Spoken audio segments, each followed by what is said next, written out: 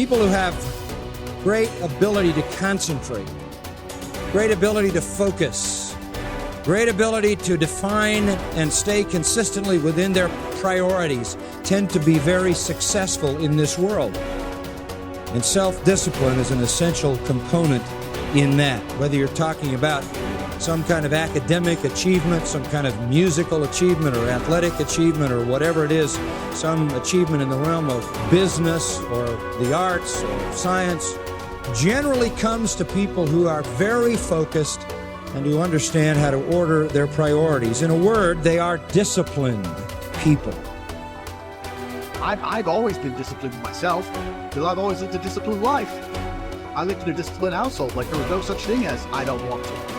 So even now, if I wake up and I don't want to do something, I don't need someone to tell me to do it, so I'll do it anyway. Being a man isn't about not feeling things. It's about acting the way you're supposed to act, regardless of how you feel. We act. We're men of action. We get things done. So the world got built. All of it. You need to become a man of action. Stop worrying about how you feel. Stop worrying about what you're supposed to be doing. How about that? But what happens is, if you believe that there's very little potential, how much action are you going to take? Nothing, little. But they take little action, little results. Why? Because they have to start with a problem with their belief. They don't believe it's really going to happen for me. Maybe for Frank Kearns because he's got the cool hair and stuff, or maybe it's for you because you're so driven, but it's not me. Maybe Tony Robbins because he's a freak, got these big teeth. Whatever their thought process is, right? They got this thing, right? And when you take a little potential with a little action, what kind of results do you get? Lousy little results. And when you get little results, what does that do to your belief? You go, see, I told you this was a waste of time. And then what happens? You tap even less potential. You take even less action. You get even worse results, and your belief gets even weaker. And this sucker feeds on itself until you are in a downward spiral. It's poisonous. It's poisonous and it's self-fulfilling.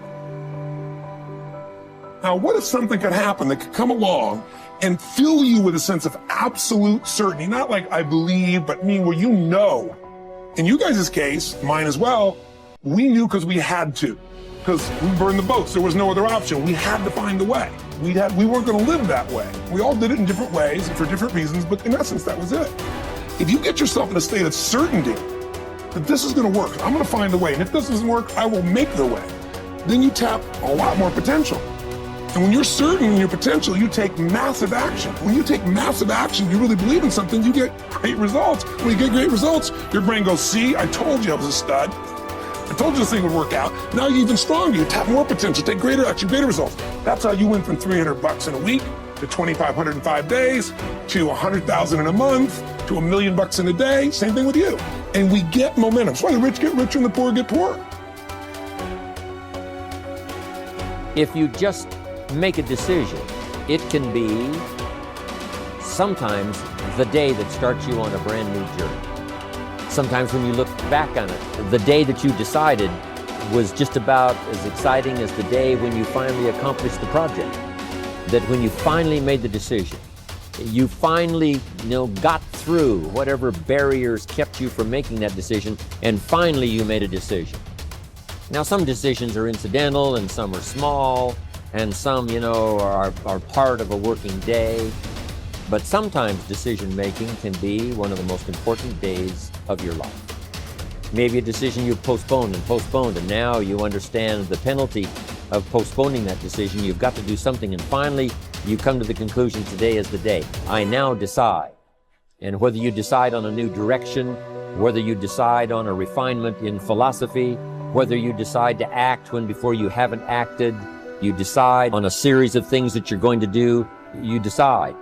Deciding can be such an incredibly important, very exciting, inspirational day. So that can be an incredible source of inspiration. Now, if you don't follow through, it's not going to last all that long. If you decide and then, postpone and you decide but you still don't get to it for a week or a month or a year, soon all that energy and that source of inspiration is all dissipated. I believe that the single most important skill is the ability to make effective decisions, because everything comes from decision. You only get new results if you take new actions. You only take new actions if that decision comes first. In other words, decision is the father or mother of all action. But not all decisions are equally good, as we all know. And the quality of our life comes down to the quality of our decisions. You want action. Action means you have to make some decisions along the way. And decisions, most people are so afraid to make the wrong decision, they don't make any decision. That is what you really need to be afraid of, being stagnant. So get up and go. That idea isn't going to execute itself. You have to do it, and you have to do it now. Don't wait anymore. Don't think anymore. Don't plan anymore. Don't contemplate anymore. Don't make any more excuses or justifications. Don't rationalize anything else. No. Take the risk. Take the gamble. Take action now. No complacency. By 66, Pompey had already earned the title Magnus, making him, in fact, and in name, Pompey the Great. He had reconquered Spain. He had served as Rome's consul not once but twice. He had defeated Spartacus in the Third Servile War. And now he was being sent to dispatch the Cilician pirates who terrorized the Mediterranean. Before he left, he stopped for a private consultation with the Stoic philosopher Posidonius, one of the great minds of the ancient world. Posidonius's advice might have seemed rather redundant. Be the best and always superior to others, he had told the ambitious general, quoting a line from the Odyssey. But Posidonius wasn't talking about achieving more victories over the enemy. He was talking about conquering the self, not honors, but being honorable. Plutarch tells us about a far less famous general and statesman in Greece, many generations before Pompey. Despite his brilliance on and off the battlefield, Epaminondas was appointed to an insulting minor office in Thebes. In fact, it was because of his brilliance that he was put in charge of the city's sewers. Instead of being provoked or despairing at his irrelevance, a number of jealous and fearful rivals thought it would effectively end his career. Epaminondas took fully to his new job, declaring that it is not the office that brings distinction to the man. It is the man who brings distinction to the office. With hard work and earnestness, Plutarch wrote, he proceeded to transform that insignificant office into a great and respected honor, even though previously it had involved nothing more than overseeing the clearing of dung and the diverting of water from the street. Best is the person who adds shine to their accomplishments with their discipline, not the other way around. This is what Posidonius was trying to tell Pompey, although Pompey failed to fully realize it. In the end, it's not about what we do, it's about how we do it, and by extension, who we are. Too often, we find people choosing to be great at their profession over being a great human being, believing that success or art or fame or power must be pursued to the exclusion of all else. Does it have to be that way? Does being loved have to be at odds with being lovely? Or can temperance, as Cicero claimed, be the fine polish on top of a great life? Queen Elizabeth inherited the monarchy. Marcus Aurelius was selected for the purple as a boy. But it wasn't the throne that made either of them kingly. It was their behavior. They were what the ancients called first citizens, for their character as much as their rank.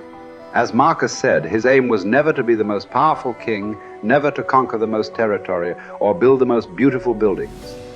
Instead, he was after perfection of character, to live your last day, every day, without frenzy or sloth or pretend. It just happens that wonderful external accomplishments, like those achieved by Elizabeth and Marcus, can come out of internal endeavor. They are not the goal, they are the byproduct. Conquering the world is almost easy after we have fully conquered ourselves. Certainly fewer people have done the latter than the former. This is what you find when you study the true masters of any profession. They don't care much about winning, about money, about fame, about most of the things that have come their way as a result of their success. Their journey has always been towards something bigger. They aren't running a race against the competition. They are in a battle with themselves. Self-discipline has never been about punishment or deprivation. It is about becoming the best that you are capable of becoming. The battle to be the best has less to do with beating others and more to do with beating down those urges. those flaws, those selfish instincts that every human has. There was never enough for Pompey, nothing sacred. His endless ambition, his insane love of glory, as Posidonius called it, would ally him with Caesar, setting in motion the destruction of the republic he once loved.